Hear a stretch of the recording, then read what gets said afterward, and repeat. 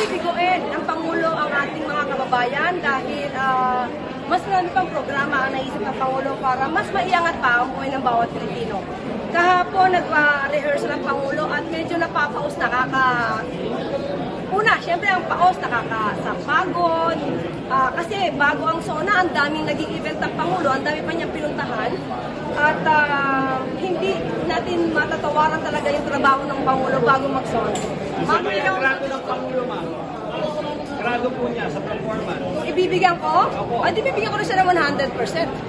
Hindi ako mag-grade eh. But definitely, sa akin personal na kaalaman, dahil nakakasama natin ang Pangulo sa mga meetings at nakikita natin yung mga ginagawa ng Pangulo, ibibigyan ko siya talaga.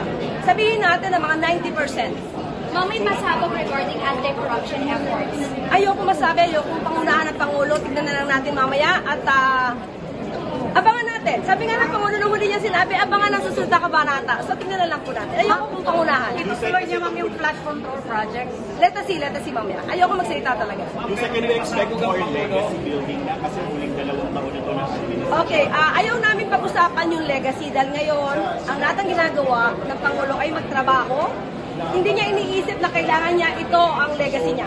Siguro mararamdaman naman ng tao yan kapag tapos na yung kanyang termino, kung ano yung naiwan niya na maganda at kung ano yung mga basurang nalinis niya. Ma'am, may pasabog ang Pangulo mamaya. Let us see po. Let us see. Okay? Thank you. Thank you.